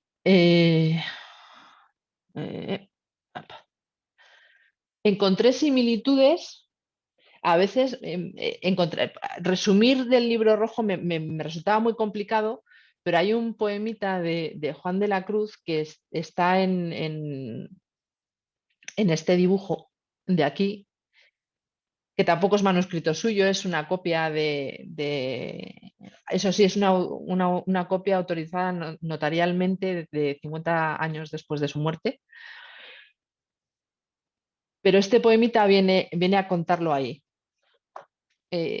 Y la leyenda del escudo de Jung, de su ex libris, el obscurum per obscuris, ignotum per ignotum, al oscuro a través de lo oscuro, o de lo más oscuro a lo desconocido a través de lo más desconocido.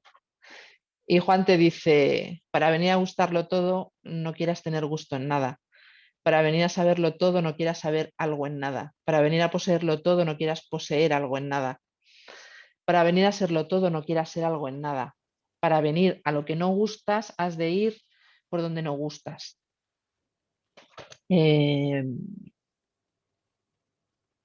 Básicamente sigue así. Y remata con eso de que ya por aquí no hay camino porque para el justo no hay ley. Él para sí se es ley. Que viene a ser la definición que da Jung del propio proceso, del propio camino. No se trata de la imitatio Christi, sino de ser, de encontrar el propio. Lo que uno tiene que imitar es la capacidad de ser fiel a sí mismo, no el proceso que ha seguido otro. Y después, pues las conclusiones. No hay mucho más. La única conclusión que me gusta es la última.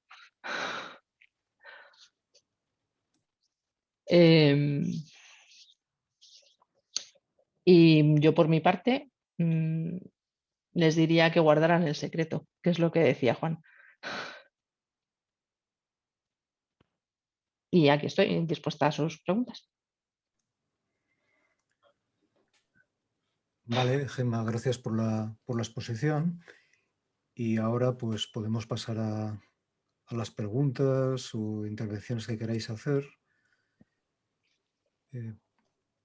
Podéis levantar la mano o escribir. ¿Quieres que comience, Miquel? Sí, dime.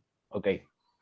Primero, felicitaciones, Gemma, porque es increíble, digamos, el trabajo, me parece fantástico, me parece súper interesante y la verdad es que ojalá que pueda estar disponible para que lo puedas compartir. Creo que una de las cosas más impresionantes de tu exposición es algo que he escuchado solamente de analistas que considero que eso, que me han explicado que más allá, digamos, del trabajo académico, es la vivencia, ¿no? Lo que importa en ese trabajo, el proceso de individuación, y me lo han repetido muchas veces, y hasta que lo he empezado a entender, y lo he empezado a padecer como vos, y ahora no estoy tan seguro de querer hacer un doctorado.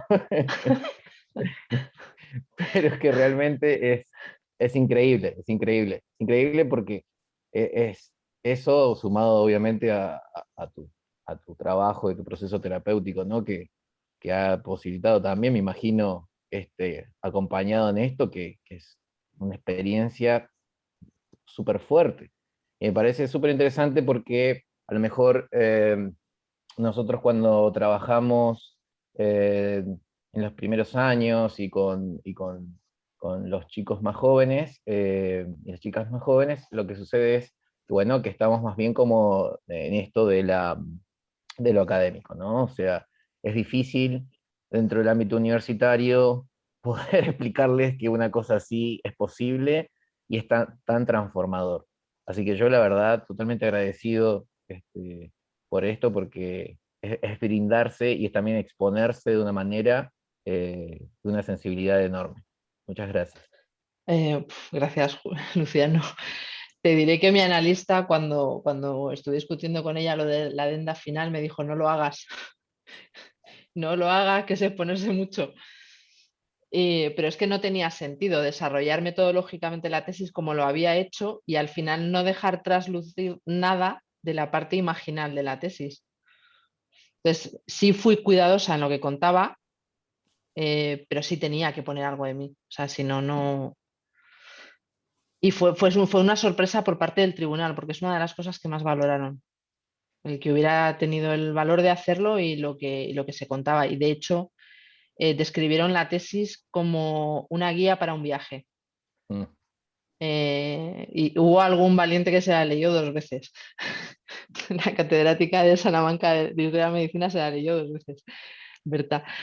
Y fue sorprendente porque por lo que le decía a mí, que en el tribunal de tesis había 2 investigadores del CSIC, del Centro Superior de Investigaciones Científicas, que yo dije, Dios, me van a crucificar viva.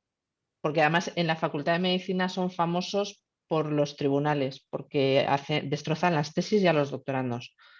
Entienden que la parte denigratio del proceso es machacar. Entonces, realmente lo pasé muy mal, muy mal. Y además cuando llegué allí pasaron todo tipo de problemas técnicos, o sea, una cosa exagerada.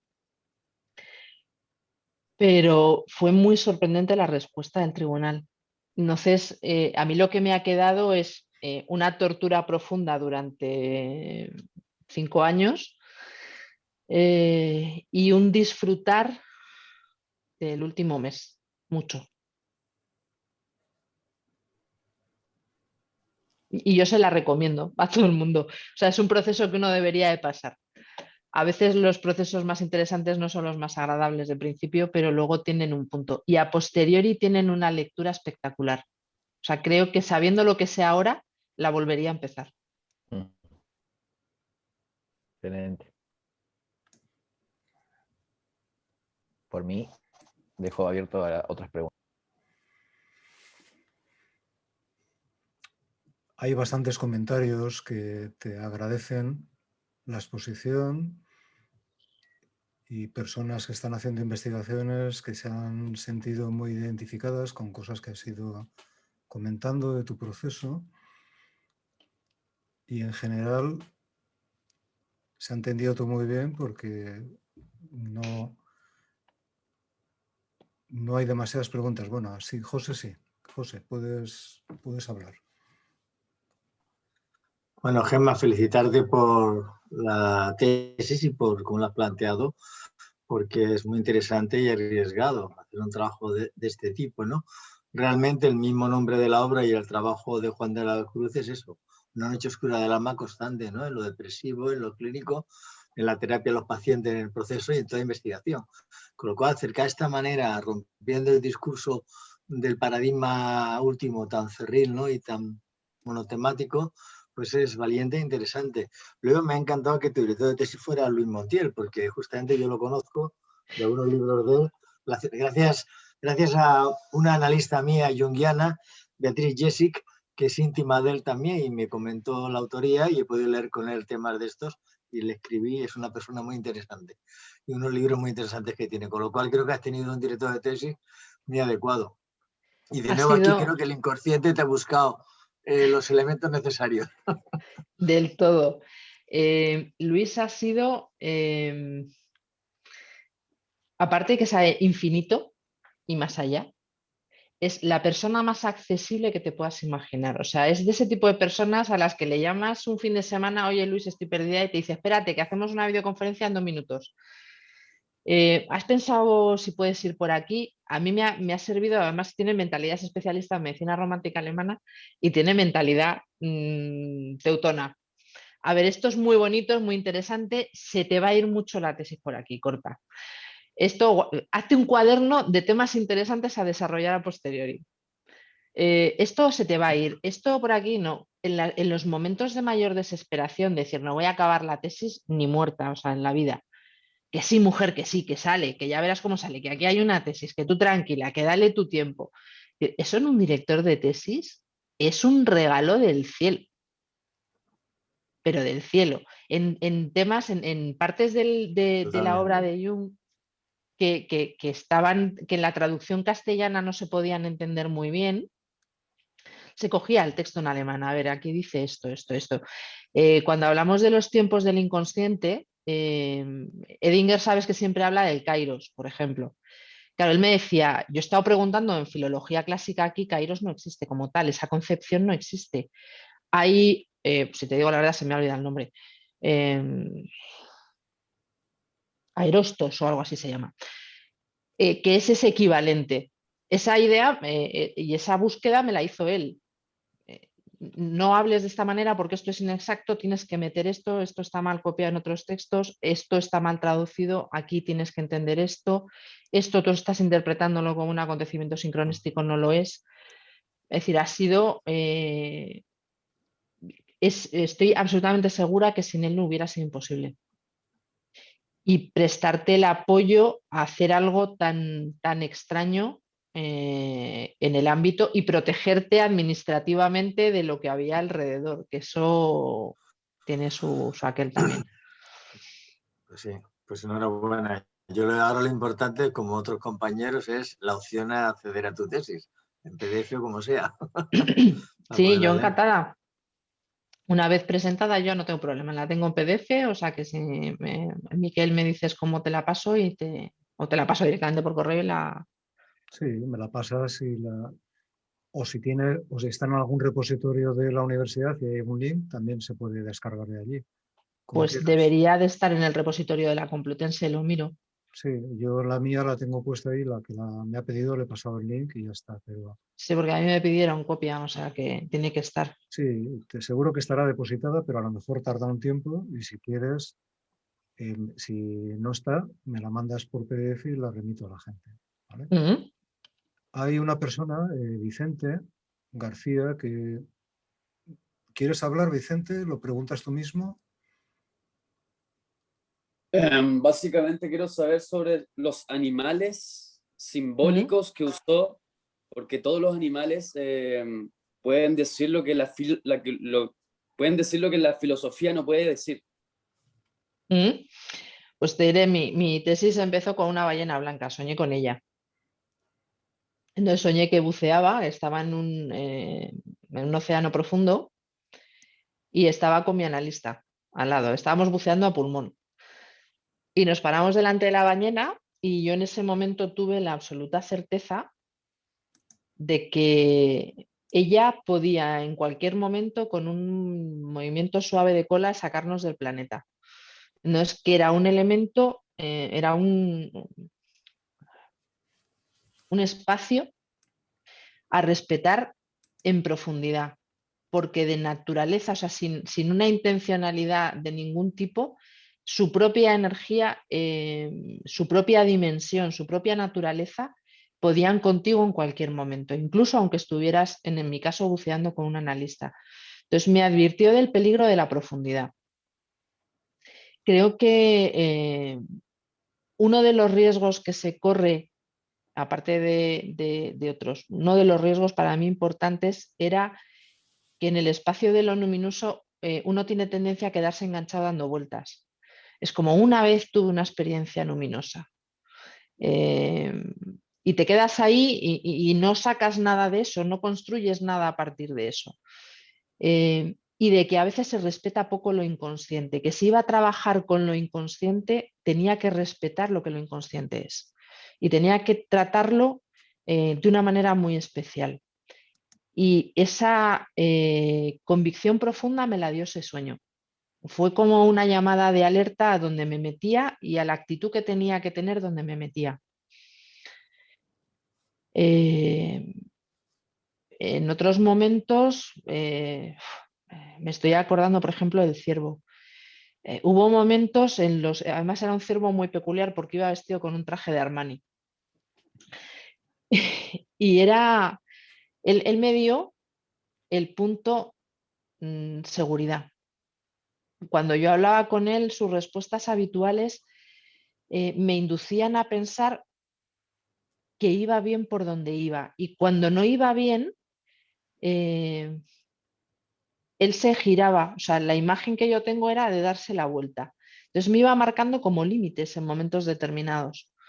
Y me ha ido sucediendo a lo largo de toda la tesis. Y además se han ido alternando los personajes. No sé si respondo de alguna forma a tu pregunta. Sí, demasiado. Vale, Mercedes, tienes la palabra. Bueno, pues lo primero, Gemma, darte la enhorabuena por este trabajo impro que ha durado tantos años y por la capacidad que has tenido de sintetizarlo y creo que en tu exposición has podido transmitirlo, bueno, pues el viaje que ha sido, ¿no? Con toda la emoción. Creo que has dejado transparentar esto y es algo que se agradece muchísimo. A mí una de las cosas que me ha interesado ha sido cuando has comentado sobre la actitud de capacidad negativa. Esta idea me ha conectado con la idea del ma el espacio negativo. No sé si conoces ese término, el término japonés, que habla justamente del espacio negativo y que es algo que nuestra sociedad occidental fomenta tan poco, ¿no? La atención siempre está puesto sobre el objeto, pero no está puesto sobre lo que hay al lado del objeto. Esto, de hecho, por ejemplo, en dibujo es algo que se trabaja mucho, aprender a mirar el espacio negativo para ver la forma del objeto desde otro lugar, ¿no? Y bueno, pues me ha parecido muy rico que hablaras de la capacidad de sostener como la actitud de capacidad negativa. Me ha parecido increíblemente sugerente y que es algo que abre puertas. Yo recuerdo de las primeras veces que salí de casa junto con la defensa, fui a ver una exposición al Reina Sofía. Y en el Reina Sofía hay una escultura que a mí me ha marcado desde el mismísimo momento en que la vi, y es el Profeta de Rayo, porque toda la fuerza de esa escultura es lo que no está.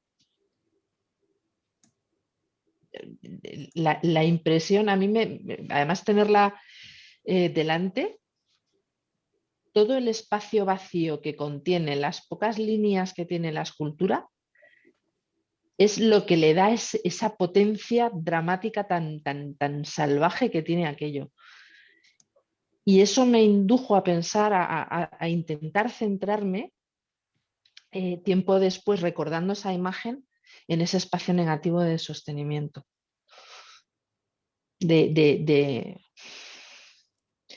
Es que cuando no ocurre nada, ocurren muchas cosas. Y si no dejas que no ocurra nada, no ocurren esas cosas.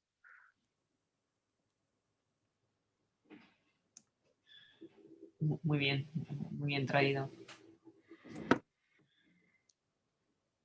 Gemma, Vicente te comenta que la ballena es como un símbolo de la memoria cuántica. Ha hecho un comentario ahí en el chat. Al final, una de las cosas que a mí me ha quedado muy claro de esta tesis doctoral es que hay una corriente de inconsciente colectivo transversal a toda época, a toda cultura, a todo individuo, que tiene emergencias en cada momento histórico y que repite una cierta sabiduría, no sé llamarla de otra manera, que encuentra formas diferentes de salir, de manifestarse para ser comprendida. Y creo que esa ballena navega por esos espacios. Bueno, ahí está. Sí, yo quería comentarte precisamente que me da la sensación de que esa actitud de estar en el vacío, es decir, no llenar nada, sino estar escuchando, es lo que es la clave de tu tesis, ¿no?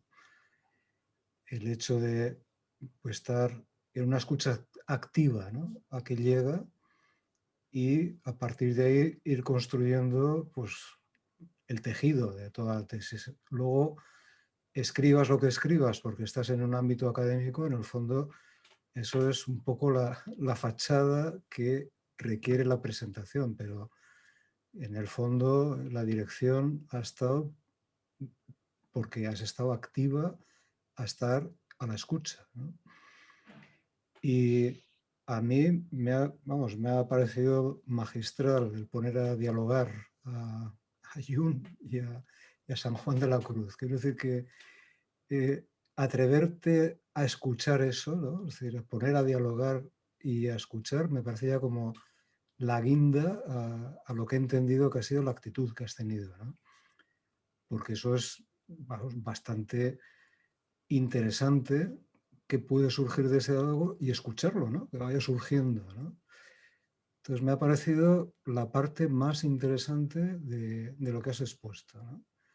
Y desde luego, si lo tienes más desarrollado, me encantará leerlo, porque ha sido una presentación inicial y bueno, pues vamos, te felicito por la idea y por lo que puede suponer estar activa a ese diálogo, ¿no? Y bueno, y realmente es verdad que los animales, la parte de la sombra tienen mucho que decir, ¿no? Yo de lo que más conozco que trabaja en eso son los incas, ¿no? Aparte de lo que menciona también Mercedes con el Ma, ¿no? De los japoneses, pero los incas en astronomía son los únicos que han hablado de las galaxias de la forma oscura, ¿no?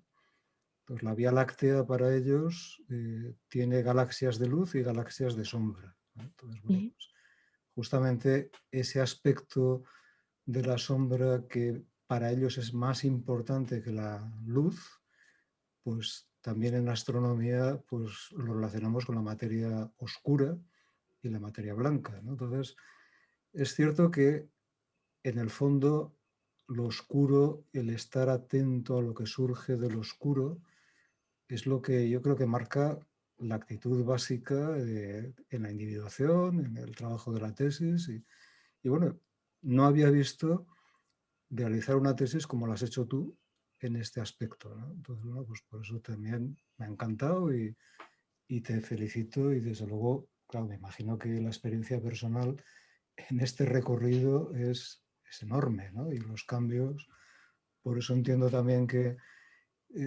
no te importará volverla a empezar. No, sobre todo no teniendo ya la espada de Damocles encima de la cabeza. Exacto, simplemente porque te da la gana de hacerlo y por... De hecho, es muy curioso porque cuando acabó la tesis, en los sonetos de T.S. Eliot, en el soneto de otoño, hay un texto que es una copia literal de San Juan de la Cruz. Exacto.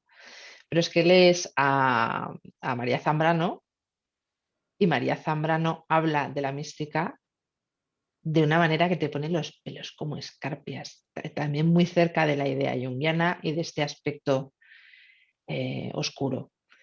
Es como una continuación de muchos sitios por donde puedes tirar para continuar por aquí, ¿no? Y luego a nivel personal es un trabajo, a mí me fascina. O sea, yo he descubierto que me harían feliz y además me pagaran por hacer esto. O sea, si pudiera no hacer otra cosa más que esto. Porque me encanta. Lo he disfrutado, incluso cuando lo he pasado muy mal, lo he disfrutado. Porque tiene que ver, al final te lleva a encontrar quién eres. Por lo menos quién eres hoy, mañana no sabemos.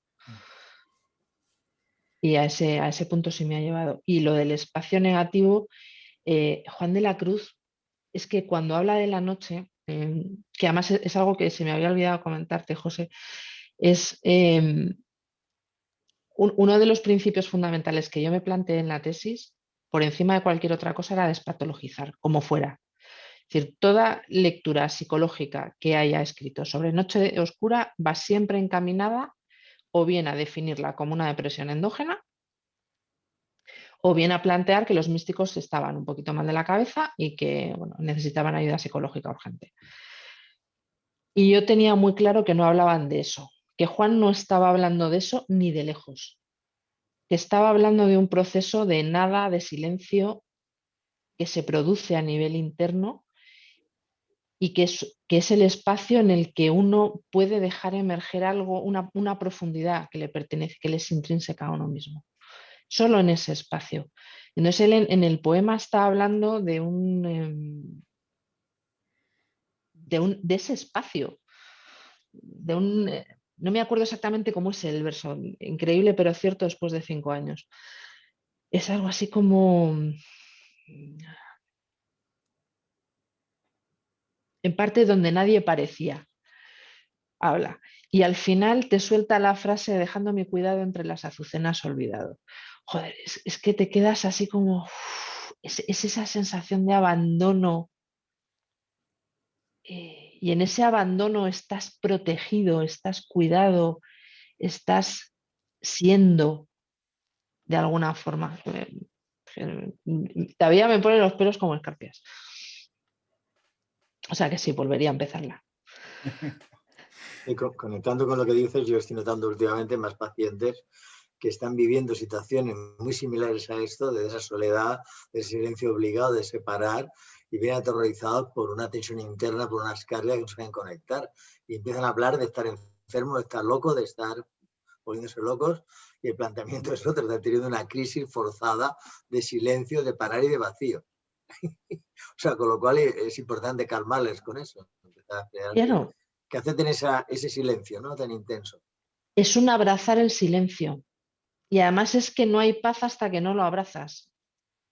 Es la rendición de la que hablaba en la exposición. Hay un momento en el que sientes que no hay otro camino que la rendición, el abandono, el abandonarse a. Y en ese espacio es el único momento en el que encuentras la paz. Pero bueno, supongo que cada uno llega al punto cuando puede. A mí me costó 12 años.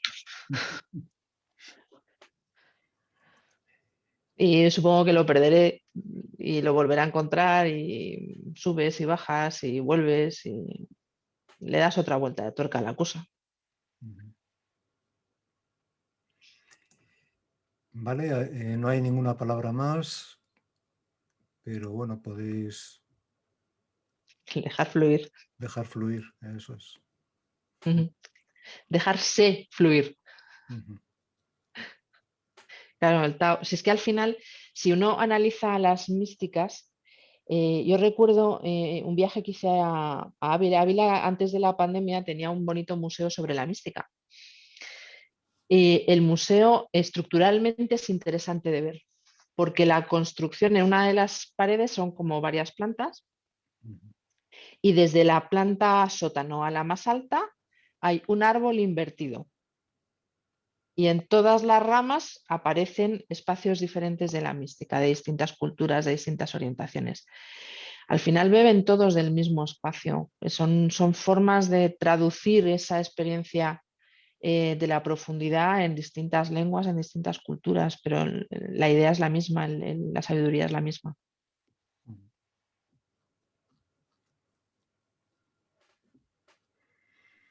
Sí, somos gotas de un mismo mar inmenso con diferentes orillas, con lo cual cada uno va a poder ver lo que puede ver, como ha escrito Unai sobre el Tao, ¿no?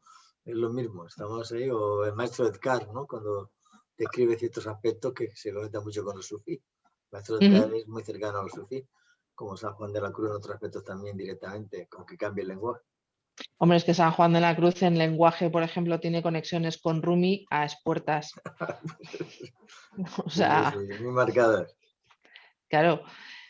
Pues sobre eso hay un trabajo muy bonito de una filóloga que se llama Luz López Baral, sobre las conexiones con el Islam de la poesía de Juan de la Cruz, que es una pasada. Muy bueno. Y alucinante. Para tirarte la vida hablando del tema. Vamos, hablando, viviéndolo, leyéndolo y escuchándolo. Bueno, a mí me ha gustado también que rescatases al hombre, ¿no? Más que al santo, al beato. Eso ha sido la primera vez que lo he visto tan claro, ¿no? De alguien que hace ese esfuerzo y me ha encantado. Es que es un problema, porque hay un... a ver, mira, me voy a meter en el berenjenal, si ya puestos nomás. Tienen monopolizada la figura de Juan de la Cruz. Y ahora le llaman, ni siquiera le llaman por su nombre, le llaman el santo. Tú vas a Ávila por cualquier sitio y es el santo y la santa. Entonces, claro, cuando tú coges, si tú te lees, aquí tengo que agradecer a la Biblioteca Nacional, a los bibliotecarios me han facilitado las búsquedas y los accesos a manuscritos de manera espectacular. O sea, yo creo que no hubiera podido hacerlo sin la enseñanza, la guía y la tutela que me han prestado. Pero cuando tú te lees los manuscritos del proceso de beatificación, claro, es que las preguntas están orientadas a conseguir una respuesta, que este señor era santo. Y la lógica del asunto es bárbara. Si yo estoy diciendo que la amada puede transformarse en el amado, no en otra vida, no cuando me haya muerto, no en un cielo imaginario o no imaginario que ocurrirá en años después de la venida del nuevo Cristo, sino ya puedo alcanzar una vivencia interior de transformación. Tú eso lo sueltas, ahora ya es radical, pero lo sueltas en el siglo XVI y la Santa Inquisición directamente te mete en una pila y te incinera. Entonces, ¿qué es lo que hace la Iglesia? Automáticamente después de la muerte se inicia prácticamente en 50 años, 60 me parece que es el proceso de beatificación. Para la Iglesia Católica eso no es nada. O sea, los procesos de beatificación en la Iglesia Católica se inician 200 años después de la muerte del sujeto en cuestión. Últimamente ya se han lanzado un poco más a la desenfrenada en búsqueda. Hombre, Entonces, con Escrivá de Balaguer del Opus es más aceleradito. sí, pero claro, es que necesitan santos contemporáneos. Pero en el caso de Juan de la Cruz, en esa época es rarísimo. O sea, yo no conozco otro personaje con esa rapidez. Entonces, ¿qué es lo que está ocurriendo? Al final lo que se hace es integrar en el cuerpo doctrinal algo que se sale por completo de la ortodoxia. Lo haces propio y tan estupendo, genial y maravilloso. Y tenemos suerte que la Casa de Alba estaba metida por medio. La Casa de Alba se llevaba muy bien con Juan de la Cruz y con Teresa de Jesús, y Teresa de Jesús tenía unas conexiones políticas que no se las han dado a un gitano. Y, por ejemplo, Llama de Amor se salvó porque en la edición Príncipe no se publica Llama de Amor. En la primera edición completa de las obras completas de Juan de la Cruz se publica porque la saca de Strangis, la duquesa de Alba, se la pasa a una monja que va a Bélgica y en Bélgica las publican. O sea, estrambóticas de estas ha habido de todas, porque los textos de Juan de la Cruz, todos los poéticos no tienen desperdicio, son radicales todos. Entonces es que es alucinante, o sea, brutal. Vale, lo vamos a tener que ir dejando por tema de hora y hay gente que ya está comentando que tiene que empezar a irse. Entonces, oye, pues un gusto, Gemma. Te agradecemos la exposición, lo que has contado y la manera de contarlo especialmente. Yo creo que este tipo de trabajos justamente es lo que puede animar mucho a gente que pueda escuchar, hacer investigaciones, hacerlas arriesgándose y atreviéndose a esto, porque al final es un proceso de cambio personal. Y yo creo que en este trabajo que estamos haciendo de colaboración, en estos trabajos académicos, el objetivo básico es esto, ¿no? Esto es lo que queríamos transmitir y yo creo que con tu exposición ha quedado muy, muy clarificado, ¿no? Entonces te lo agradezco especialmente. Pues muchas gracias. Así, para mí ha sido un placer compartirlo porque aunque uno escribe por uno y hace un proceso por uno, poderlo compartir siempre es mucho más agradable. Vale, pues entonces damos por finalizado y ya la grabación os llegará también para que podáis volverla a ver y queda pendiente la tesis o por el link que pueda darnos porque esté depositada allá o porque nos la pase y os la pasamos a todos los que estáis inscritos y ya está. Supongo que no hace falta que lo pidáis y que la mandamos directamente, ¿vale? Pues Muchas gracias. dejo de grabar.